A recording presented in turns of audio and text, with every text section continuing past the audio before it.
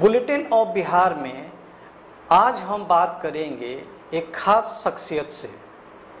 नाम है इनका डॉक्टर नम्रता आनंद। डॉक्टर नम्रता आनंद एक टीचर भी हैं। टीचर रहकर भी उन्होंने समाज के लिए बहुत कुछ किया है और कर भी रही हैं। खासकर स्लम्स में बच्चों के लिए इन्होंने खास काम किया है। संस्कारालय एक यूनिट है इनकी जो दीदी फाउंडेशन की, उसमें भी इन्होंने बच्चे के लिए काफ़ी कुछ किया है। काफ़ी लोगों का इनको सपोर्ट भी मिल रहा है। ग्लोबल काइस्ट कॉन्फ्रेंस की ये प्रदेश अध्यक्ष भी है।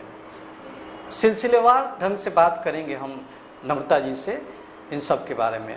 नम्रता, सबसे पहले तो आपका बहुत बहुत धन्यवाद हमारे चैनल में आने के लिए और इंटरव्यू करने के लिए। और शुरुआत करते हैं कि एक टीचर रहते हुए कैसे किया आपने एक सामाजिक परिवेश में समाज को बदलने के लिए आपने जो बीड़ा उठाया है, एक टीचर रहते हुए आप कैसे कर पा रही हैं? जी बिल्कुल, मैं फुलवारी ब्लॉक की शिक्षिका हूँ। फुलवारी ब्लॉक के मध्य विद्यालय सिपारा में मैं 2007 से शिक्षिका के रूप में मैंने ज्वाइन किया था। 8 मार्च महिला सशक्तिकरण दिवस के दिन, 8 मार्च अंतर्राष्ट्रीय महिला दिवस के दिन मैंने ज्वाइन किया था और आज 15 साल हो गए मैं उसी स्कूल में शिक्षिका के रूप में कार्यरत हूँ। मैं जब स्टूडेंट थी उस समय से ही मैंने समाज सेवा शुरू कर दिया था। जब मैं क्लास 10th में थी और जब मैं पटना कॉलेज में मैंने एडमिशन लिया 1996 में, उस वक्त से ही मैंने गरीब बच्चों को पढ़ाना शुरू किया। सबसे पहली पहल जो होती है, जो लाइफ का चेंजिंग पॉइंट होता है, वो मेरा था चितकोहरा पुल के नीचे नट और गुलगुलिया के बच्चों को पढ़ाना। तो नट और गुलगुलिया के बच्चों को मैं आते जाते भीख मांगते देखती थी। लोग कभी मेरा पैर भी पकड़ लेते थे, बहुत परेशान करते थे।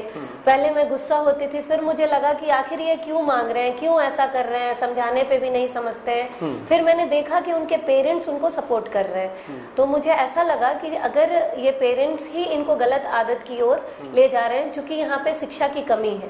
फिर मैंने वहाँ पढ़ाना शुरू किया और धीरे धीरे मुझे 2 साल करीब लगे उन बच्चों को समाज की मुख्य धारा से जोड़ने में। मतलब कहने को अच्छे से बात करना सिखाना, उनको अच्छे से चलना बोलना खाना पीना। मैंने इस तरह से शुरुआत की, उनके साथ खेलना। फिर उनको मौखिक पढ़ाई के माध्यम से मैंने उनको एक ट्रैक पे लाने की कोशिश की। तभी क्योंकि एजुकेशन डायरेक्ट नहीं कर सकती थी उनके साथ में उनको सिखाना, तो उनको पहले मौखिक पढ़ाई उनके साथ लिखना पढ़ना खेलना कूदना करके सांस्कृतिक कार्यक्रम करवाना उनके बीच में। फिर विभिन्न तरह के पर्व त्योहार को मनाना, फिर झंडा फहराना उनके बीच में। तो इस तरह की चीज़ों को कर करके मैंने धीरे धीरे उनका विश्वास जीता।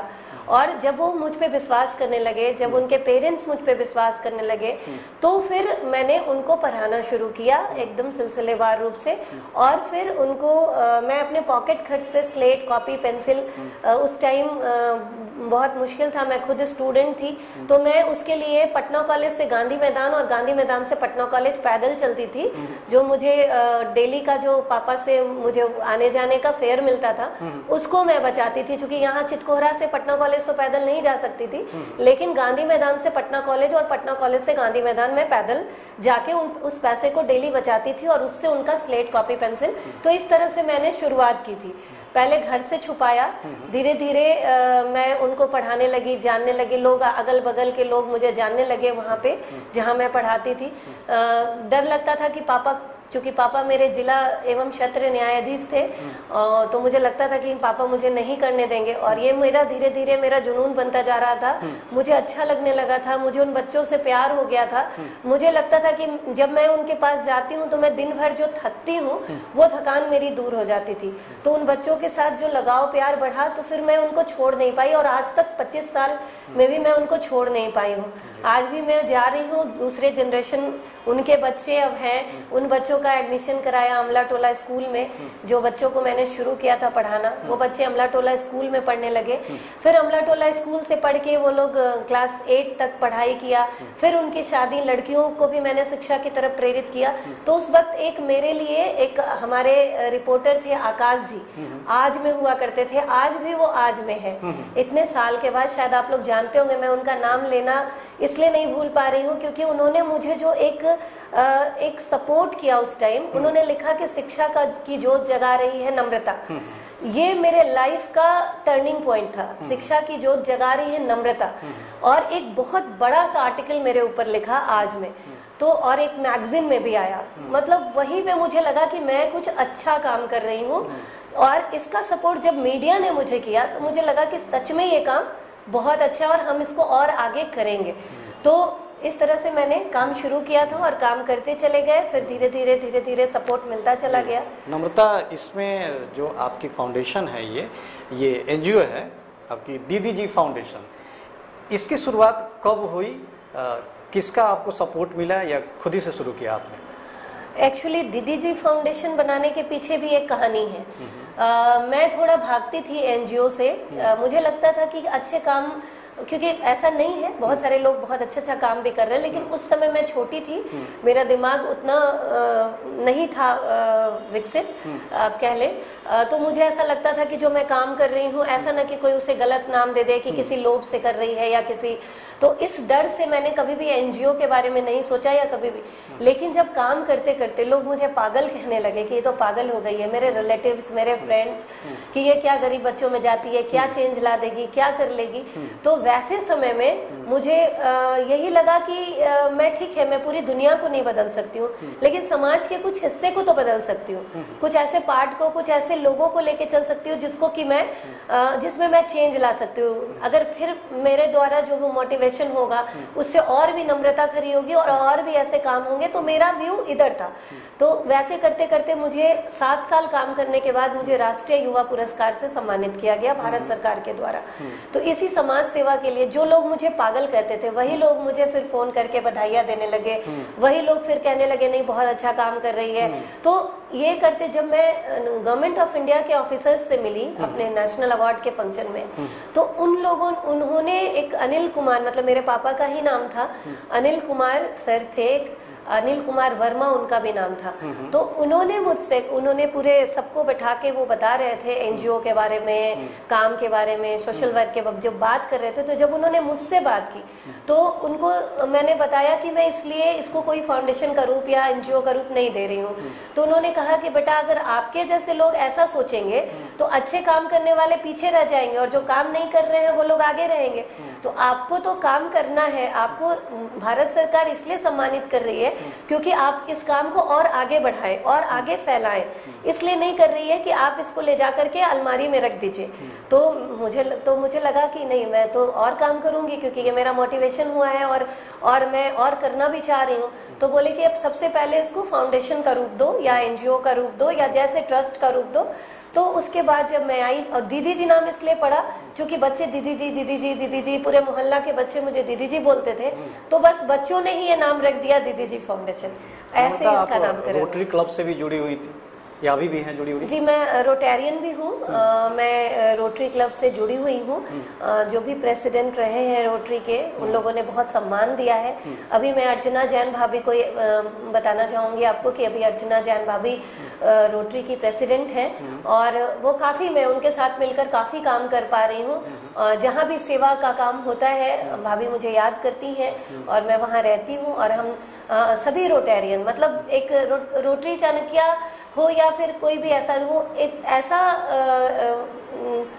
वो मंच है जिसमें मैंने देखा है कि रियल में लोग काम कर रहे हैं और मतलब समाज के लिए अपने कमाई का एक हिस्सा खर्च करना, ये एक अच्छी सी सोच है उनके अंदर कि कमाई, खूब कमाइए, लेकिन उस कमाई का एक पार्ट समाज के लिए खर्च करिए। तो ये है वहाँ पे। और काफ़ी सेवा ज़रूरतमंदों की जहाँ भी ज़रूरत हो रही है, आज तरह तरह के कार्यक्रम हो रहे हैं।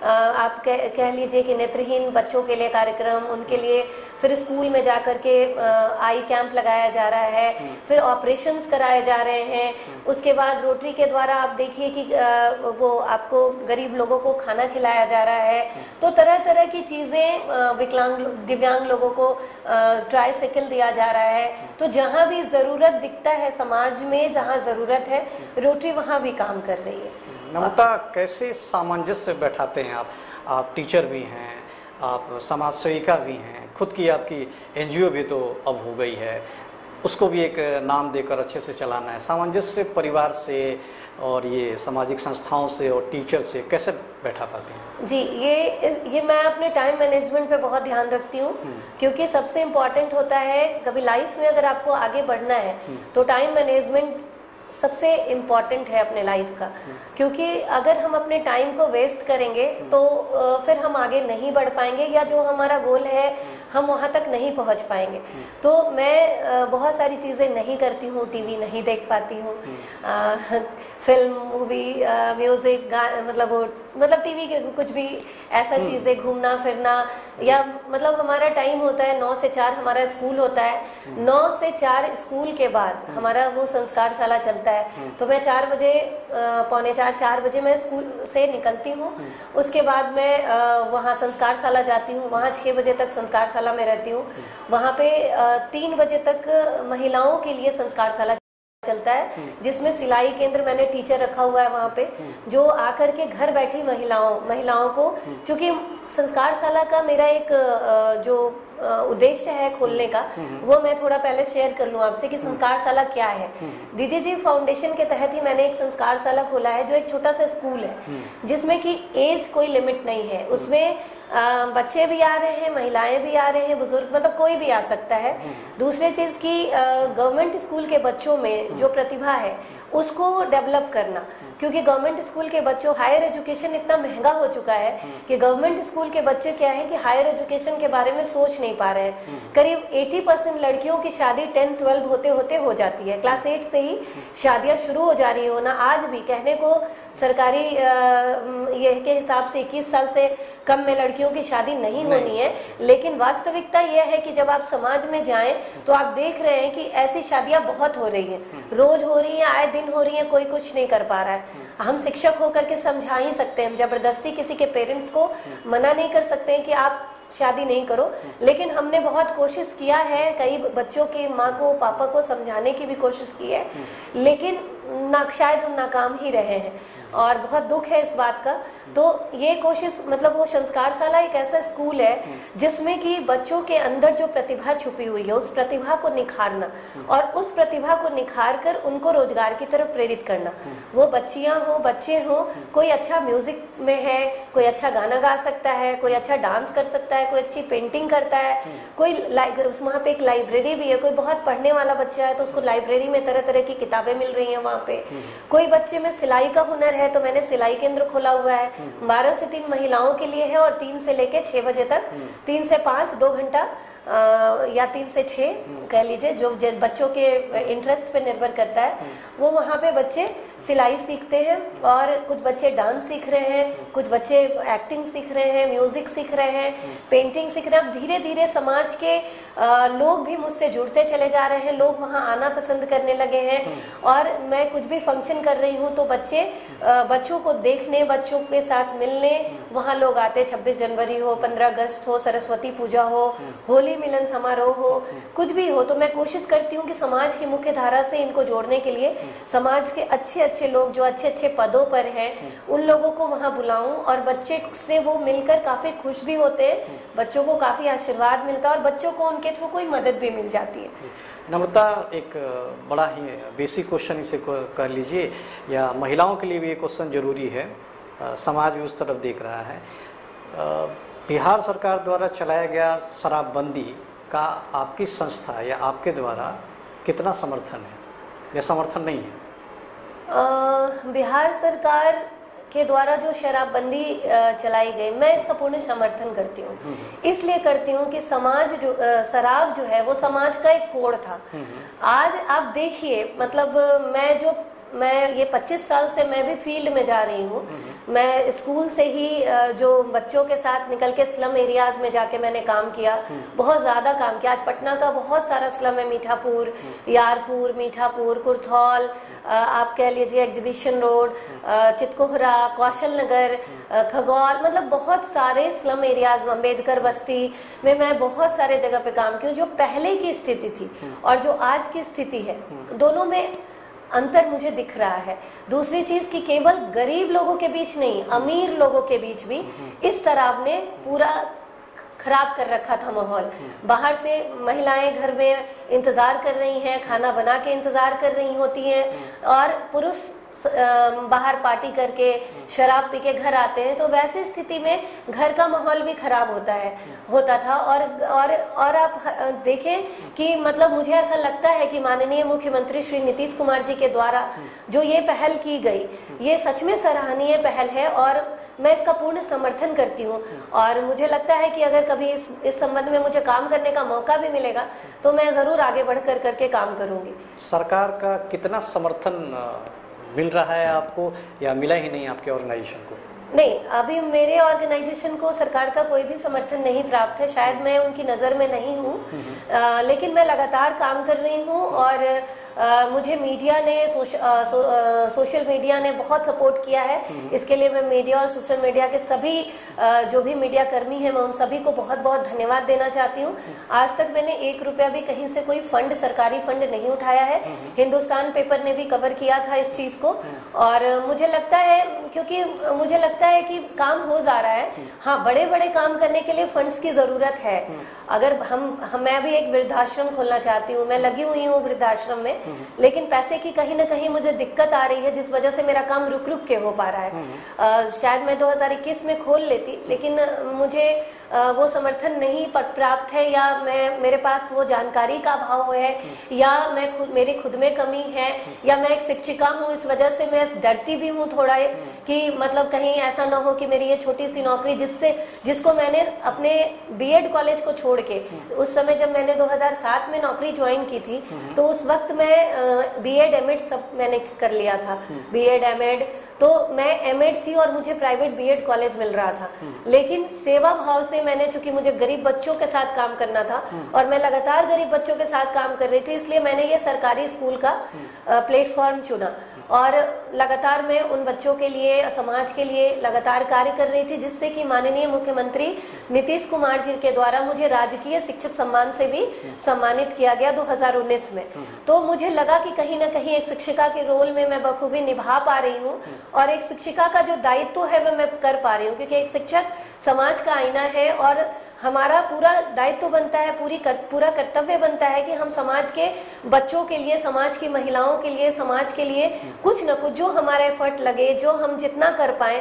ठीक है, हम बहुत नहीं बदल सकते, बहुत नहीं चेंज ला सकते, लेकिन हम लोग जितना भी, मेरा प्रयास रहता है कि मैं जितना भी कर सकूं मैं करती हूँ। मुझे कोऑर्डिनेटर बनने का भी मौका मिला, मैं कोऑर्डिनेटर भी रही। 2500 बच्चों के साथ मैंने काम किया 5 साल, 2014 से लेकर 2018 तक मैं फुलवारी ब्लॉक की कोऑर्डिनेटर रही, और मैंने 15 स्कूल का समन्वय किया। उस क्रम में भी मैंने बहुत कुछ सीखा, और समाज सेवा मेरी लगातार चल रही है और मैं कर ही रही हूँ। नम्रता, एक चीज़ की बड़ी चर्चा है, नाम है GKC, ग्लोबल कायस्थ कॉन्फ्रेंस। आपको अचानक से ही बोला जाएगा कि आपको बिहार का प्रेसिडेंट बना दिया गया, तो ग्लोबल कायस्थ कॉन्फ्रेंस के बारे में बताइए आप, और ये जो सफ़रनामा रहा आपका स्टेट प्रेसिडेंट बनने का, वो कैसे रहा और इतनी जल्दी कैसे बन पाई आप? सच में ये बहुत लंबा सफ़र है। 25 साल मैंने सेवा दिया है, समाज के लिए किया है, और मैं आदरणीय कायस्थ रत्न श्री राजीव रंजन प्रसाद सर, जो कहीं ना कहीं से शायद मुझे वॉच कर रहे थे, मैंने उन्हें अपने दीदी जी फाउंडेशन में कई बार गेस्ट बनाकर बुलाया। अपने राष्ट्रीय सम्मान समारोह जो मैं हर साल करवाती हूँ, उसमें मैंने उनको मुख्य अतिथि के रूप में बुलाया, जिसका उद्घाटन हमारी डिप्टी सीएम श्रीमती रेणु देवी जी ने किया था। वो कालिदास संग्रहालय में पिछले साल ऑर्गेनाइज हुआ। उसमें हमारी प्रबंध न्यासी श्रीमती रागिनी रंजन प्रसाद मैम को भी मैं बहुत धन्यवाद देती हूँ, वो भी उसमें अतिथि के रूप में आई थी। तो मुझे लगता है कि ये जो शायद मेरी सेवा थी, और शायद सर ने उस सेवा को जज किया कि ग्लोबल कायस्थ कॉन्फ्रेंस सर बना रहे थे, और उन्होंने एक विश्वास दिखाया मुझ पे, और 1 साल मैंने अपना पूरा कर लिया है। शायद उस विश्वास पे मैं खड़ी भी उतरी हूँ, और मैं आगे पूरी कोशिश करूँगी कि ग्लोबल कायस्थ कॉन्फ्रेंस के लिए मैं और ज़्यादा से ज़्यादा काम कर पाऊँ। ग्लोबल कायस्थ कॉन्फ्रेंस के बारे में मैं थोड़ा बताना चाहूँगी। ग्लोबल कायस्थ कॉन्फ्रेंस जो है वो ग्लोबल स्तर पर कायस्थों का एक संगठन है, जिसमें कि हमारे करीब 8 कंट्री से लोग जुड़ गए हैं। अभी 8 नहीं, करीब 10-12 कंट्री, 8 पहले का था, 10-12 कंट्री से लोग जुड़ गए हैं और हमारे पूरे ऑल ओवर इंडिया में ग्लोबल कायस्थ कॉन्फ्रेंस से हर स्टेट से लोग जुड़ते चले जा रहे हैं। और इसमें मतलब हम लोगों ने कायस्थों के उत्थान के लिए और मतलब चूंकि हर लोग अपने अपने समाज के लिए कुछ करना चाहते हैं, तो हम लोगों को भी लगा, सर को भी लगा कि हम लोग भी अपने समाज के लिए एक संगठन बना के ग्लोबल स्तर पे काम करें, इसके लिए ये बना है। वैसे हम सभी मतलब ये कहने को है कि हमारे बहुत सारे चित्रांश भाई बंधुओं का संगठन रहा है, बहुत सारे छोटे बड़े हमें संगठन रहे हैं। तो मतलब ये चूंकि हम सभी चित्रांश हैं और हम जब वैसा मौका होगा तो हम सब साथ भी होंगे, लेकिन मंच कोई भी हो, हमें एक दर्द है हमारे अंदर, हम सभी भाई बंधु जो भी हम लोग हैं चित्रांश, वो चित्रांश है। और हमने समाज के लिए मतलब और ज़्यादा काम करने के लिए कि केवल हम लोग कायस्थ के लिए ही काम नहीं कर रहे हैं, हम लोग समाज के विभिन्न वर्गों के लिए काम कर रहे हैं। इसमें कई सारे प्रकोष्ठ बनाए गए हैं, जैसे महिला प्रकोष्ठ है, हमारा खेलकूद प्रकोष्ठ है, शिक्षा प्रकोष्ठ है, स्वास्थ्य प्रकोष्ठ है, हमारे CCCI का प्रकोष्ठ है, तो राजनीतिक प्रकोष्ठ है, मतलब बहुत सारे प्रकोष्ठ है। इसमें पर्यावरण के प्रति भी हम लोग गो ग्रीन अभियान के तहत काम कर रहे हैं। तो महिलाओं को कहीं ना कहीं अवेयर करना, महिलाओं को जागरूक करना, घर बैठी महिलाओं को घर से बाहर निकाल कर उनको रोजगार की तरफ प्रेरित करना, उनको कुछ वोकेशनल ट्रेनिंग देना। फिर हम लोग युवाओं के साथ भी काम कर रहे हैं। युवा के अंदर जो भावना है, आज हमारे युवा कल के भविष्य जो है, कल जिनको हमारा देश चलाना है, तो उन युवाओं को में जहाँ भी प्रॉब्लम्स आ रहे हैं, जो अटक जा रहे हैं, वो पढ़ लिख करके उन्हें जो रोजगार नहीं मिल पा रहा या फिर एम्प्लॉयमेंट नहीं मिल पा रही, तो उनके लिए हमारा CCCI काम कर रहा है। और उसमें हम लोग व्यापार को प्रेरित कर रहे हैं कि अगर हम नौकरी न करें तो भी हमें अपनी ज़िंदगी से उदास नहीं होना है। काम कोई भी खराब नहीं होता है, बस जज्बे की ज़रूरत है, हिम्मत की ज़रूरत है। और हम लोग CCCI के द्वारा व्यापार के प्रति और प्रेरित कर रहे हैं लोगों को कि हमारे बच्चे आप आगे आएँ और कोई भी काम खराब नहीं है। तो इस तरह से युवाओं के साथ, बच्चों के साथ, महिलाओं के साथ, ज़रूरतमंदों के बीच भी समाज में, अभी कोरोना काल में हम लोगों ने काफ़ी काम किया। कोरोना काल में आपको मैं बताना चाहूँगी कि भोजन से लेकर के सैनिटाइजर, साबुन, और मैं खुद बता रही हूँ कि मैं भी एक कोरोना योद्धा बन करके कोरोना पेशेंट के हॉस्पिटल तक गई हूँ। हमारे कुछ मैं नाम नहीं लूँगी, लेकिन हमारे अपने लोग भी बीमार पड़े हैं और उनको जहाँ तक हमारी कोशिश हुई है कि मैं जिन लोगों को बचा पाऊँ, मैंने कोशिश किया है। और हम लोग लगातार मतलब सेवा देते आ रहे हैं और आगे भी हम लोग सेवा देते रहेंगे। नम्रता, क्या लगता है आपको कि ग्लोबल कायस्थ कॉन्फ्रेंस के बनाने से और चल भी रही है अभी अच्छी तरीके से, इससे कुछ राजनीतिक या सामाजिक फायदा होने वाला है? जहाँ तक मैं समझती हूँ कि ग्लोबल कायस्थ कॉन्फ्रेंस राजनीतिक रूप से, अगर मतलब ये आर्थिक, राजनीतिक, सामाजिक हर तरह के चीजों में हम अपने बच्चों को आगे बढ़ाएंगे। क्योंकि हम क्या होता है ना, कायस्थ घर में क्या था कि बच्चे बड़े होते हैं तो वो सुनते हैं कि नौकरी करना है, सिर्फ नौकरी ही एक रहता है कि बच्चे बड़े हो रहे हैं बस नौकरी करना है। कोशिश गार्जियन दिमाग में ये डालते हैं कि आपको सरकारी नौकरी करनी है, तो वो हमारे अंदर कहीं ना कहीं नौकरी वाली टेंडेंसी भर जाती है। जो बड़े होने के बाद अगर नौकरी मिल जाती है तब तो बहुत अच्छा होता है, लेकिन अगर नौकरी नहीं मिल पाती तो वो बच्चे जो हैं वो डेमोरलाइज हो जाते हैं और एक उदासी की तरफ, एक अंधेरे की तरफ चले जाते हैं। तो हम लोगों ने, हमारे ग्लोबल अध्यक्ष ने ये सोचा कि क्यों ना हम मतलब एक ऐसा मंच बनाएं जिस मंच में हम बच्चों को राजनीतिक ये भी के तरफ भी प्रेरित करें। तो ये मतलब मैंने जैसा आपको बताया कि हर क्षेत्र में काम हो रहा है, आर्थिक स्वावलंबन के क्षेत्र में, राजनीतिक रूप से भी बच्चों को, एक राजनीति का भी क्षेत्र बुरा नहीं है। अगर बच्चों में इंटरेस्ट है कि वो बहुत अच्छा वक्ता है बचपन से ही, वो अगर बचपन से ही बहुत अच्छे से लीडिंग कैपेसिटी है उसमें, वो लीडरशिप कर सकता है, नेतृत्व कर सकता है, तो हम अपने बच्चों को कहीं ना कहीं राजनीति की तरफ भी लेके जाएं कि अगर उनके अंदर वो एबिलिटी, और हम उसको जबरदस्ती पढ़ने कहते हैं और हम जबरदस्ती उसको कहते हैं कि नहीं तुम बिजनेस करो, पढ़ो, पढ़ के तुम नौकरी करो, तो शायद वो बच्चा अच्छा नहीं कर पाएगा। इसलिए ये सोच कि हम बच्चों को जिस भी क्षेत्र में जाना चाहे वो बच्चे जाएं, तो हमने अपना राजनीति का भी क्षेत्र चुना है कि अगर हमारे बच्चे उस तरफ भी जाएं, क्योंकि आखिर वो भी एक क्षेत्र है। राजनीति में अगर बच्चे नहीं जाएंगे तो अच्छे नेता कहाँ से आएंगे, और जब अच्छे नेता नहीं आएंगे तो हमारा देश अच्छे से कैसे चलेगा। तो अच्छे से देश को चलाने के लिए ज़रूरी है कि हम अच्छे राजनेता पैदा करें, जो हमारे खून में है, जो हमारे बच्चों में है, उसको हम लोग अच्छे से प्रेरित करें। यही इसी सोच के तहत हम लोग ये कर रहे हैं। और जहाँ तक हमारा कायस्थ समाज हाशिए पे है, सभी जान रहे हैं कि कहीं ना कहीं हमारे समाज के साथ कहीं ना कहीं अवहेलना हो रही है। कहीं ना कहीं हम सभी को ये दिख रहा है कि हमारे समाज के लोग आगे क्यों नहीं बढ़ पा रहे हैं। आगे राजनीतिक दृष्टि हर जगह वो आगे हैं, लेकिन जब राजनीति की बारी आ रही है तो उन्हें वो गोल नहीं प्राप्त हो रहा है, उन्हें जो जिसके वो लायक है। तो ये होना चाहिए। मैं आदरणीय माननीय मुख्यमंत्री श्री नीतीश कुमार जी से भी आग्रह करती हूँ कि हम सभी का भी ध्यान रखें। हम भी एक कौम है, एक जाति है, और हम सब का भी मैं नरेंद्र मोदी जी से भी आग्रह करती हूँ कि कृपया कायस्थ समाज पर भी ध्यान दें, कायस्थ समाज को भी उतना ही इज्जत दें, उतना ही भरोसा रखें उस पर जितना वो अन्य पे रखते हैं। तो मुझे लगता है कि ये ग्लोबल कायस्थ कॉन्फ्रेंस जो मंच बना है, आने वाले समय में ये एक बहुत बड़ा मंच होगा। आज भी ये अंतर्राष्ट्रीय स्तर पर ये मंच अपनी गरिमा प्राप्त कर चुका है। तो मुझे ये लगता है कि मैं एक अच्छे मंच की बिहार की प्रेसिडेंट हूँ और मैं खुश हूँ। अभी मुझे महादेवी वर्मा सम्मान से सम्मानित किया गया।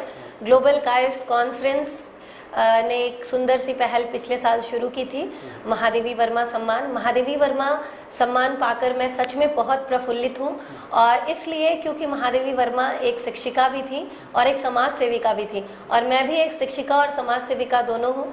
तो मुझे लग रहा है कि मुझे जो सम्मान ग्लोबल कायस्थ कॉन्फ्रेंस की तरफ से मुझे मिला है, वो सच में मैं बहुत खुश हूँ इससे, और मेरे काम करने की हिम्मत और बढ़ गई है। ऐसे मुझे बहुत सारे सम्मान मिले, लेकिन इस सम्मान से मैं तहे दिल से मैं शुक्रिया अदा करती हूँ अपने global president Shri Rajiv Ranjan Prasad sir का, और प्रबंध न्यासी रागनी रंजन मैम को, जिनके द्वारा, जिनकी पूरी कमेटी के द्वारा, मैं पूरी कमेटी को भी धन्यवाद देना चाहती हूँ।